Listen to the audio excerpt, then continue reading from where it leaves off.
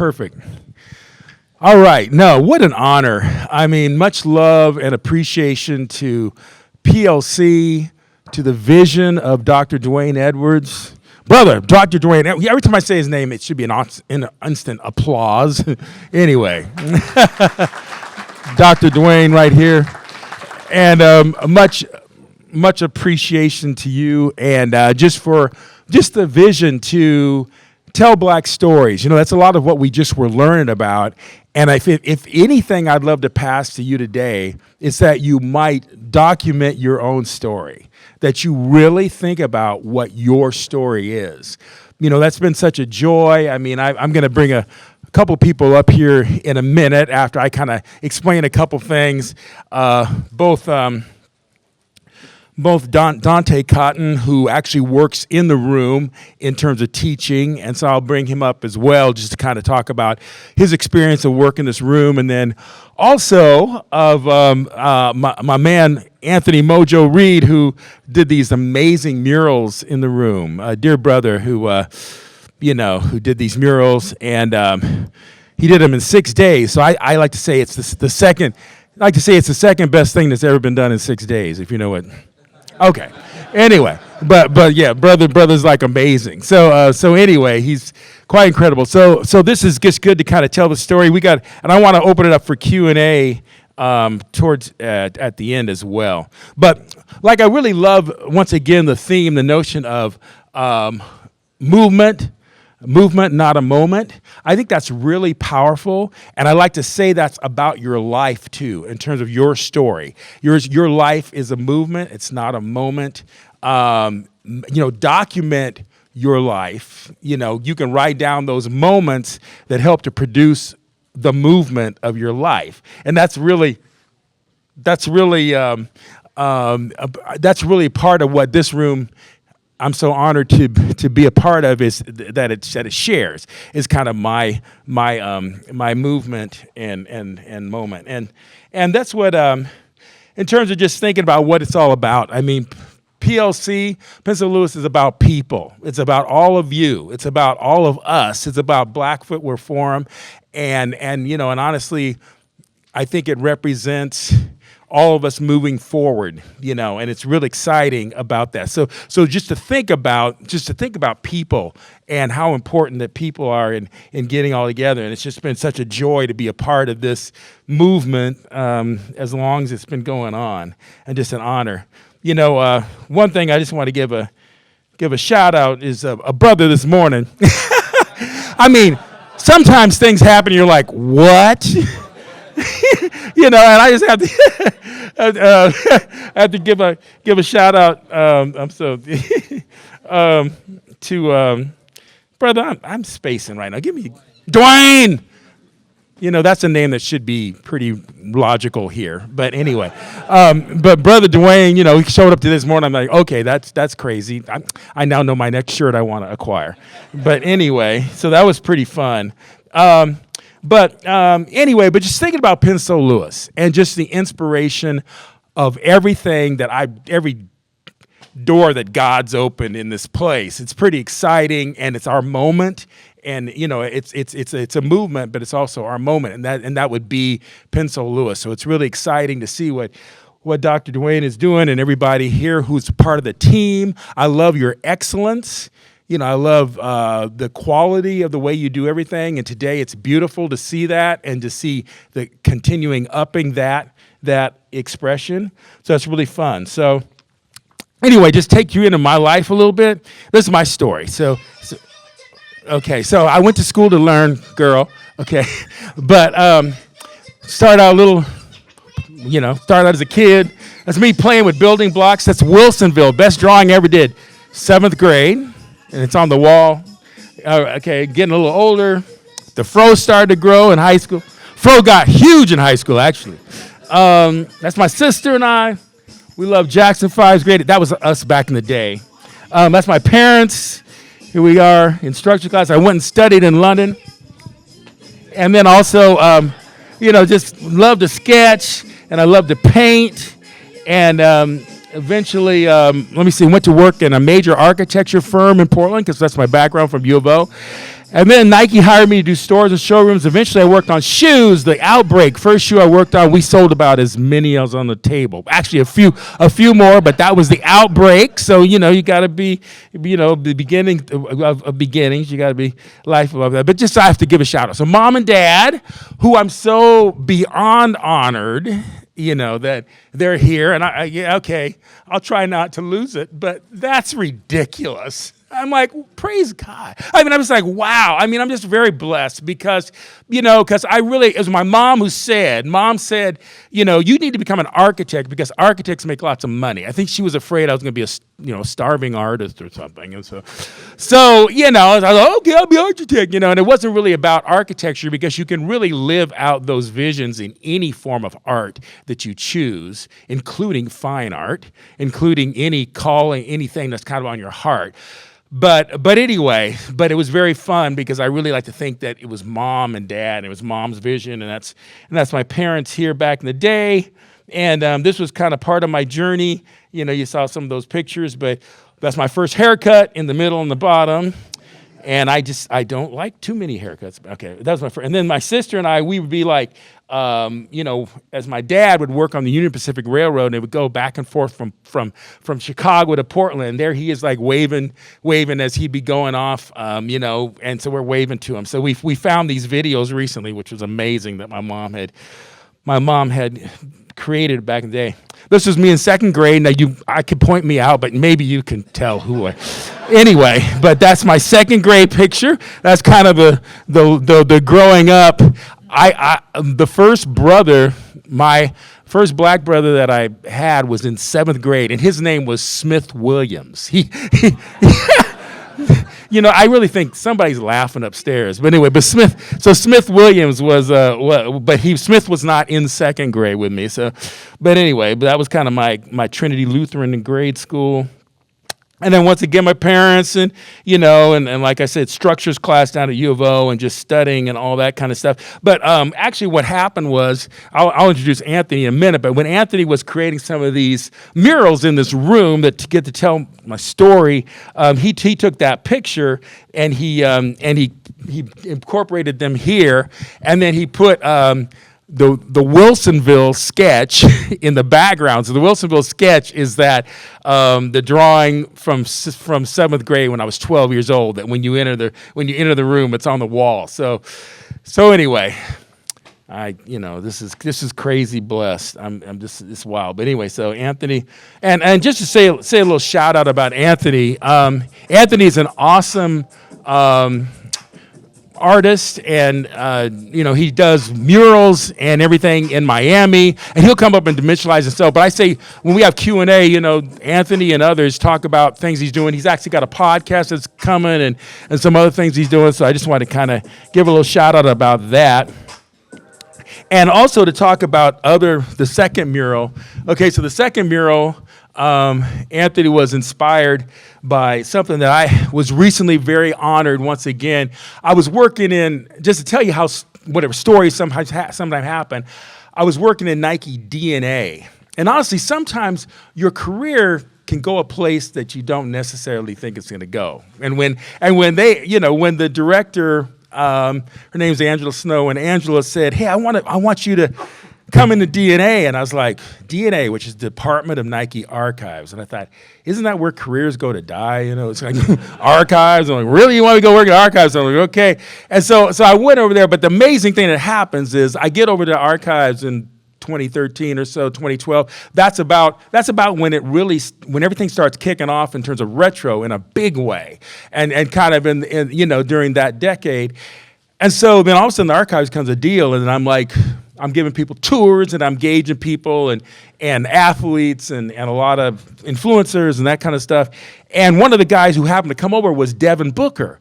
And so Devin from the Phoenix Suns. So Devin comes, so I give Devin an engagement, and he's kind of feeling more of the retro vibe, and that's kind of what his shoe ended up being, the book one. But what's funny was he was there with the marketing people, and the marketing people are like, later on they're like we're gonna name Devin's shoe. Oh, well, let's name it the Book One, and they said, I know, let's build a library on a basketball court.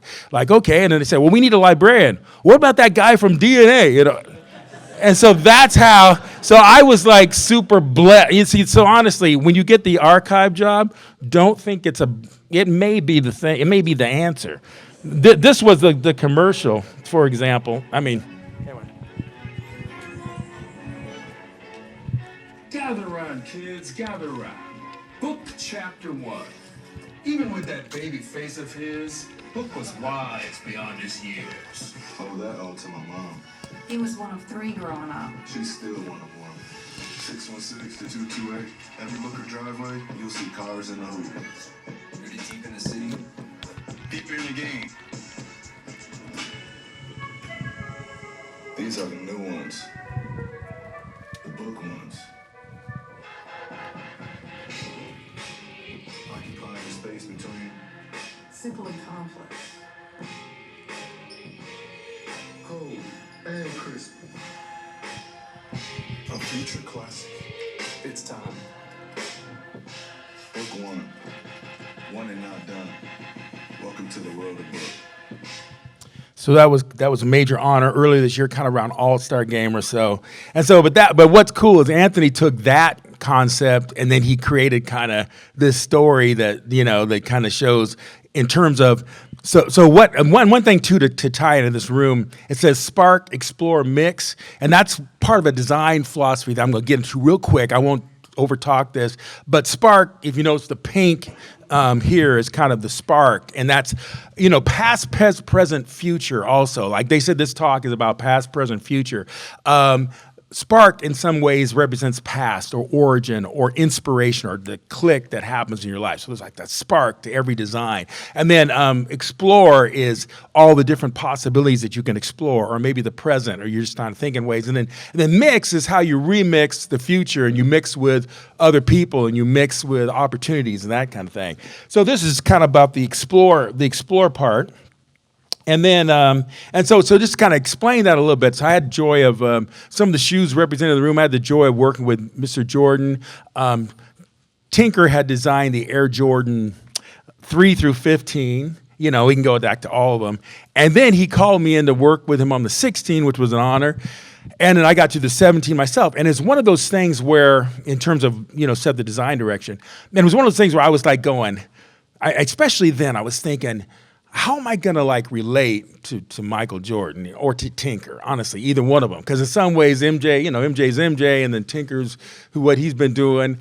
And I'm like, how am I going to, because we talk about design thinking, and we say, in design thinking, they say, this out of IDEO and Stanford Design School, you start with empathy, then you define, and then you ideate, prototype, and test.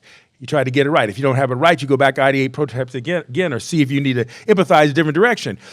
Well, I've always thought, okay, I love the empathy things. Yeah, Michael Jordan, greatest player ever. But how am I going to relate to him? And I think that's part of where our story, where the moment or the movement about our connection comes in. So just thinking about spark, explore, mix. And so part of the take is you there's an opportunity with Spark, and I was thinking about, at the time I was thinking about okay, how can I connect to something in the world of Spark with Michael Jordan? And he was at the time investing in Hidden Beach Records, which is a jazz label, a really great jazz label, and so I know a lot of you guys are into music. Brother Ron Wright back there, amazing singer.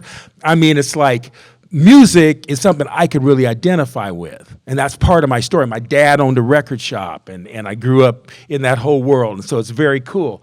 And so anyway, so thinking about music, I thought MJ's investing in a jazz hip hop label, and I was studying how, when you look at it, jazz first came in and kind of twisted what was already existing. It kind of came with a remix of what was going on in the music world. In the same way, hip hop is about a remix of what is happening today, and just kind of expressing it. So I'm thinking about, okay, I'm trying to think about, what is about MJ.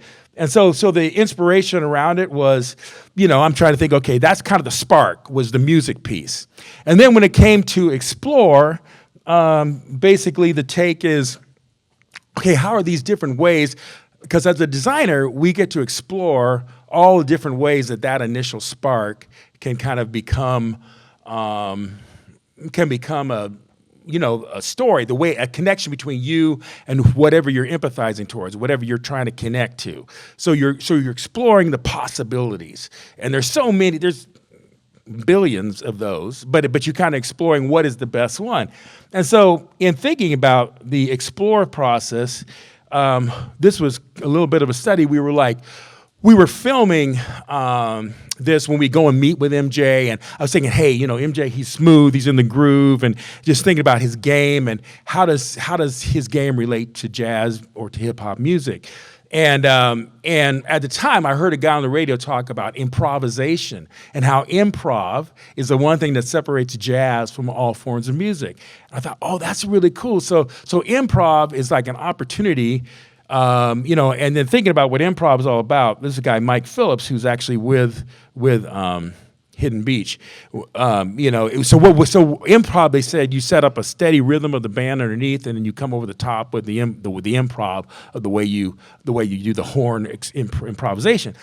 So we brought Mike Phillips, and I brought a keyboard, and I was kind of playing a little bit of something underneath, and Mike was improvising in front of Mr. Jordan. And MJ goes, "Man, Mike, you sound great." He's like, "Wilson, what you doing?" Well, I'm trying to explain what improvisation is.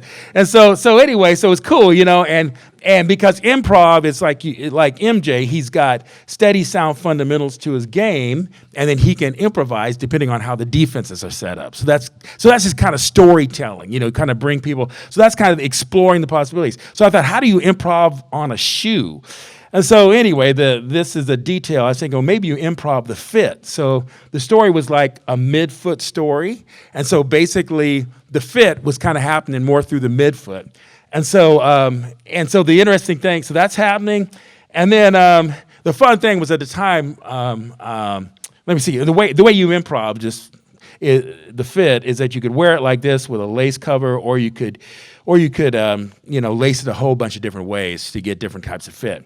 Well, anyway, so Mike Phillips, who's the sax player, he said to me at the time, he says, hey man, I wrote a song for the shoe, man. I said, oh really? And so on the side of the shoe we got like, Michael Jordan, greatest to ever play the game. So these notes go up and down on the side of the shoe. So once again, that's kind of trying to bring the story into it, bring it in more and more and more.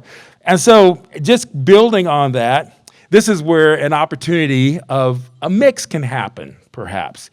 And so thinking about the mix is, okay, so we got the shoe that we're working on, but what can we maybe do that kind of goes beyond that? So at the time, we created a CD-ROM because there was no internet. So this is a while ago. So this would have been like 2002. So we created a CD-ROM of like meeting with MJ and playing the music and doing all kinds of stuff. And then we ended up, we were a little concerned. Gentry Humphrey, amazing marketing manager, he's like, hey, he's nervous that we're going to put CDs out there to get broken as they're shipped. And so he's like, oh, let's put it in a case. And so we're like, okay. So we came up with this music case.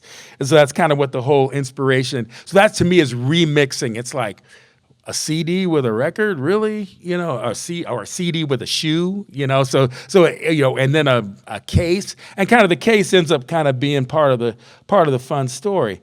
So anyway, then MJ decides to come back, and he plays again for the Washington Wizards at the time. So he was going from red to blue, from the Bulls to blue, and then the story, in terms of remixing the story at the time, Spike Lee was working on the commercial, so he was inspired by the jazz story as well. So the fun thing about the Wizards in D.C. is it's right next to Baltimore. It's right next to D.C., and they have Blue Note Records. And so these are some of his storyboards. So part of his take was, hey, it's like, is it a dance floor? Is it a basketball court? And that was kind of the vibe of the commercial, and to try to kind of do a jazz thing where it's black and white and like that. So this was a 30-second commercial that they're doing.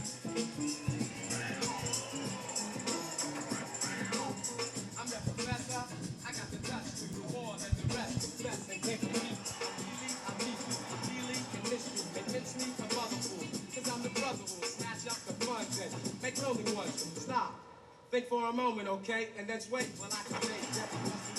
With all the stress and strife.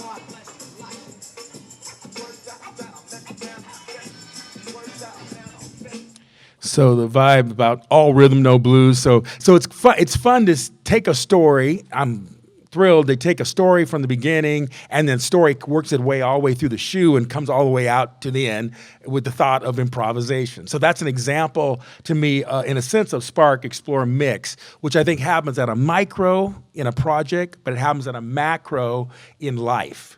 And so hopefully that kind of starts to kind of make sense of what these inspirational terms are. And I think it has to do with your life, and it has to do with, what is your spark, what is your opportunities to explore whatever you're doing, and what are you going to mix it with, because really we can't come up with it all inside of ourselves. We got to have some help, and so that's a good thing. So that was a shoe. It was at the time $200 to call it two Benjamins, but which was a lot more than anything else at the time. But that was kind of fun. And then they recently re-released this version of it, the low top. But the fun thing was they were like they put it in the case again, so that was fun. They brought the case back. So anyway, it's just fun to kind of see some of these stories continue to develop. Okay, I'll do this real quick. So then Honored.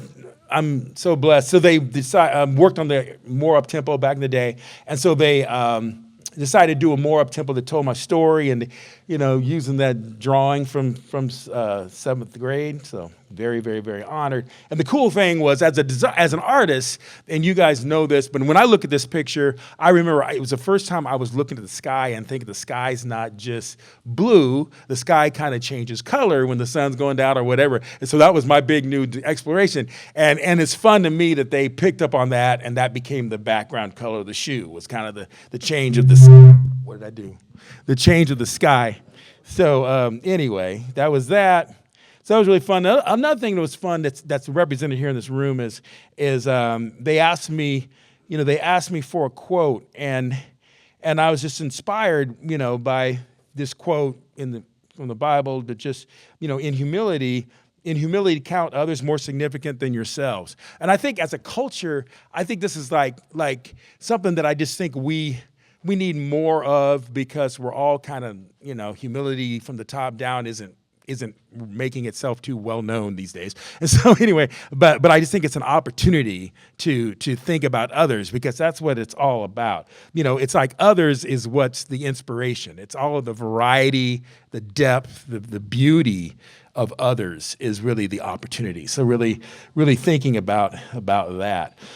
So other things represented in the room.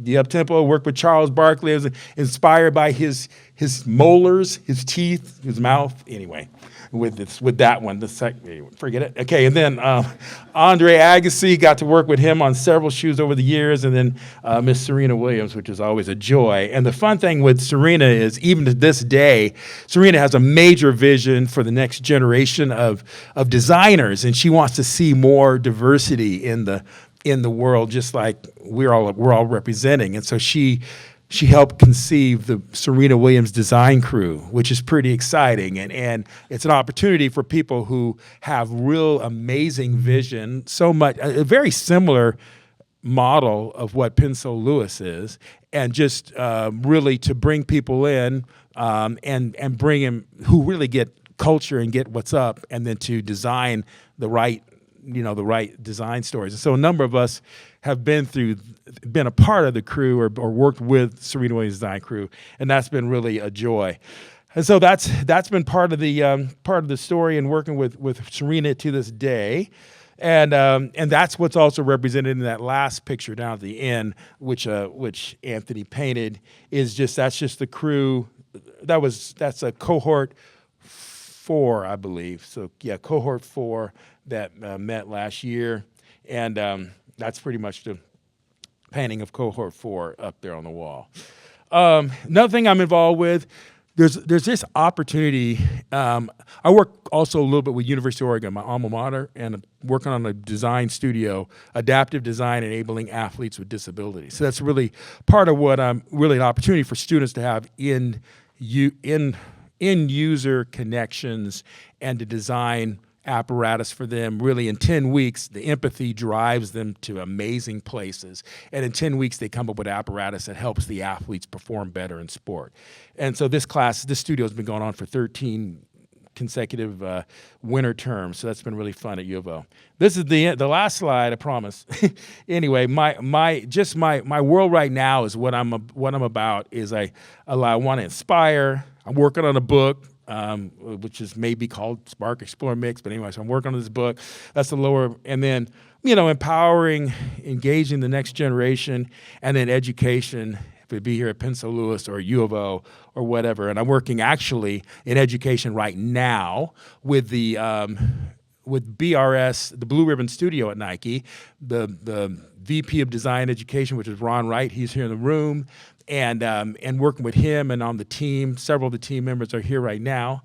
Kiamka, she's here somewhere. But anyway, so our team is here. And so that's part of education as well as what I'm doing with different universities. So that's kind of where my heart is at, the next gen. And so at this time, I just want to call up both Dante and Mojo and Dante, who actually teaches in the room, and Mojo who designed. I know. And you could sit over there if you like. Either way. And then, and just, I don't know if either of you guys would like to, say anything. Either, you can say about whatever you want to talk about. And then Mojo did the. One thing I want to say is I think everybody need to give Wilson the biggest hand clap because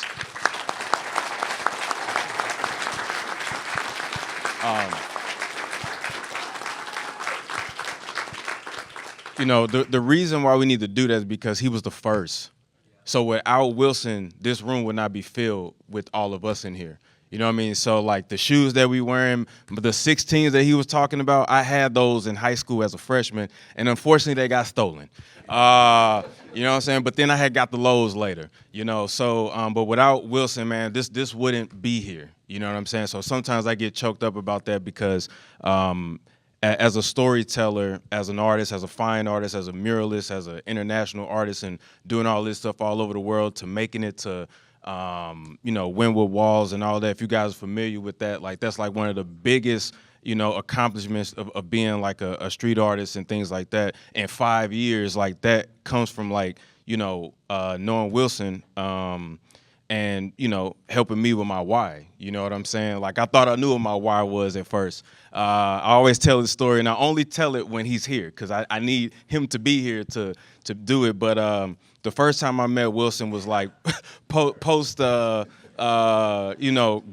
from SCAD. I went to Savannah College of Art and Design. I went to the Savannah campus, which at the time was the best one. I was a kid with no money, just a dream. Like I was just really good at drawing, and I just prayed about it and manifested. And it was like, if I get the shot to go to a school and excel, I'm gonna do it. And my mom at the time had breast cancer. And so I had to make a decision whether or not I was going to stay with her or go to school. And my mom was like, no, I'm a curse. My mom was like, no, your black ass is going to that school. And we going to figure out a way to talk and FaceTime and all of that. And then later on, I had got like the alumni award. Wilson was there with me and stuff like that to do that. So when I met Wilson, it was through Zoom. It was 2020. And I had just did some work with Nike and stuff during Super Bowl. They wanted me to do a community field mural inside the Trash Pile football field, which Nike invested like $2.5 million into like refurbishing this football field that the best football players from high school in South Florida went to go play. And it was like pretty much concrete. That's what they was playing on. So Nike was like, we're going to put all this money into it. So since I already did this dope project with Nike and stuff already, SCAD was like, hey, we really want to align Mojo with Wilson. So I'm like, okay, I do my research. You know what I'm saying? So I Googled Wilson. I knew who he was. I'm like, damn, he did the 16, the shoe that fucking got stolen. And I was like, I missed that shoe. I love that shoe. So now here I am. I'm on a Zoom call with him. I think I know what my why is.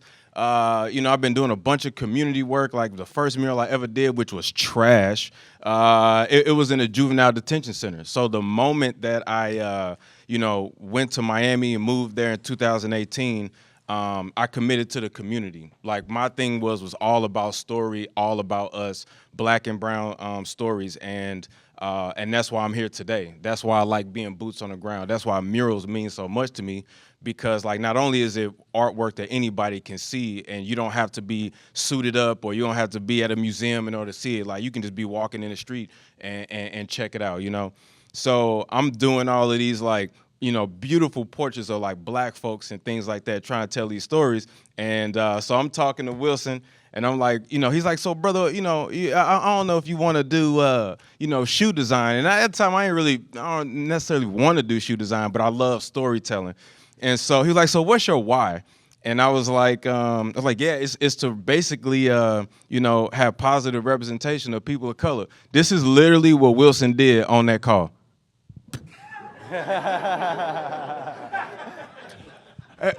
He was like, Mojo, I'm so sorry. Just hit me with that one more time.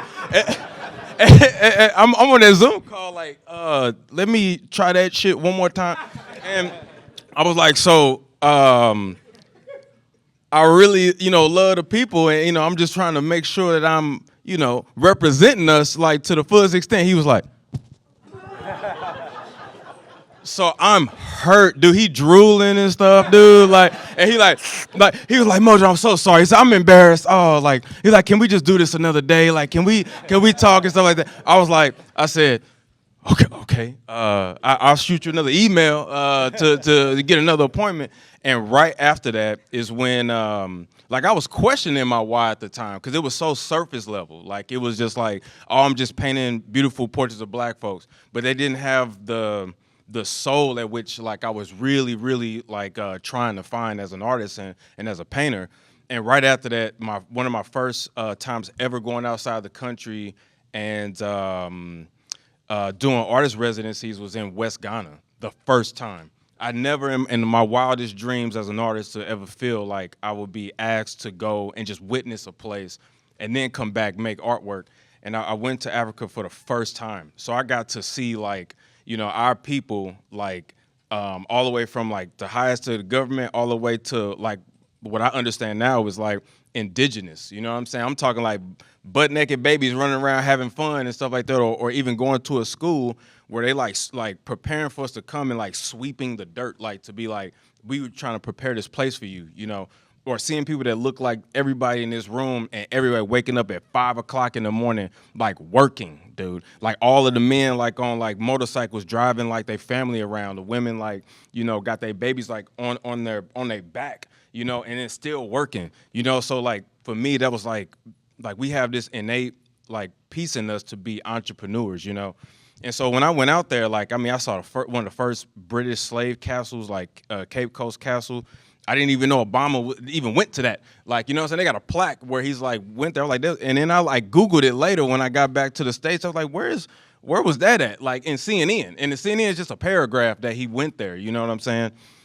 So to experience all that, to, like, see this hard, like, history that we come from, and then also to understand that, like, being American was, it was not by choice. You know what I'm saying? Like, some of these things were not by choice, and then to come back to the States, and I got so used to being in Africa that I live in Miami, so it's hot and humid. So, like, I got my air conditioner off. I'm barefoot, like, I'm sweating all over my house and stuff like that. But when I came back, it let me know, like, more about my why, to be like, it needs to be more about everybody else than it is about me. Like, really understand what a person's story is and really sit with a person and really understand who they are, where they come from, and how can I put that into the artwork and stuff. So then shortly after that, like, SCAD asked me to, they became one of my clients. Like, so if you're a student and you at a school, like, put that work in, because they are watching. Like, you know what I mean? Like, I was the first person in my class. I was the last person. The classroom that looked like it is right now, I was, like, the only black dude in my class at SCAD. But I was like, I'm going to tell the blackest stories I could tell, And I'm a sequential art major. That's the cute way of saying comic books. But like I'm all about like storytelling, script writing, like pre-production. Then I went into animation direction and screenplay writing and things like that. Collections, all that. Like just as an entrepreneur, that's in my heart, in my spirit and stuff. And so SCAD asked me to like, you know what, we love what you're doing. We're gonna pay you to come to France and just stay out here for two months and three weeks to just do like make what you want to make. And I'm like, well, I don't know what I'm about to make right now. Like, just went through a little breakup and stuff like that. You know what I mean? Like, damn. And then so that was great because like after the breakup, I'm in France. You know, so I was like, shit. Like, so maybe like God is trying to tell me something. Like, you know what I mean? Like maybe like take that distraction away and work on yourself. So at that time, I did like some self-portrait work. You know, so with that self-portrait work, like all my work was like super colorful, like more floral things, like more energy and things like that. And that's how I met, like, you know, it's ironic that Wilson, you know, did stuff with like Spike Lee and Jordan and Ray Allen. Now Ray Allen is a friend, you know what I mean, in Miami and stuff. Like they invite me to their house and stuff, you know. So like Shannon Allen, like through like an event for me at Art Basel in 2020. What is it? 2022?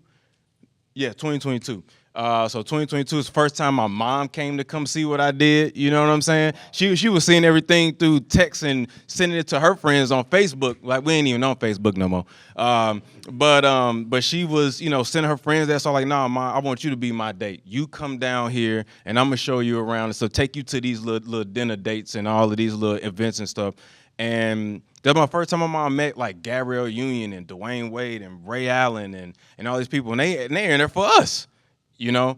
And so so at that time Wilson came down and those pieces I did in France was what we had as the backdrop, you know. So to end is that, you know, Wilson played a huge role for me is to like redirect like my why and what I do, and then to make it have more soul into what it is. You know, everybody in here is an artist. Everybody creates products and things like that. None of that means shit if you don't have a story behind it. You know what I'm saying? And something I want to just share with you guys is that the story needs to begin at the beginning. So, like, if you make a shoe or you make a piece of art and then you only tell a story about it from the middle, you've lost like all of the part that's the connection part. You know what I'm saying? Like the part where you failed, the part where I was trash at murals, the part where like it used to take me four times the time to make a piece. You know, so to do that, you know, you need people like Wilson in your corner to help you do that, you know. Thank you, Anthony. I love it. I love it. Hey, quickly, so we only have like a couple minutes, maybe 1 minute, a couple minutes. Sorry.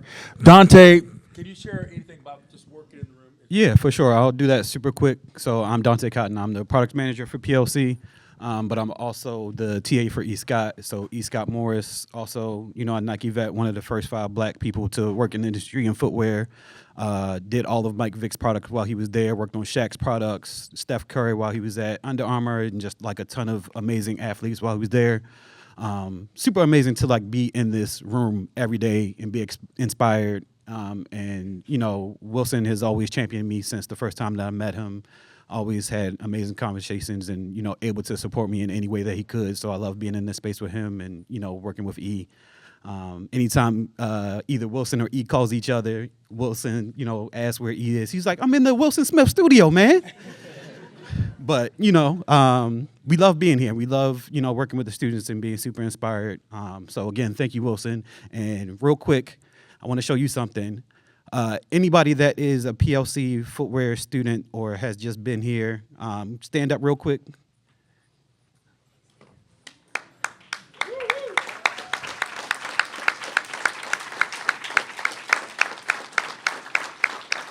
So they all come back to this space. They all get to see the work that you've you know built over the years, and they're following your footsteps. So I just wanted to give you a shout out for that. Wow. Thank you, Dante. Thank you, Mojo. All right, everybody's beautiful. We have 45 minutes.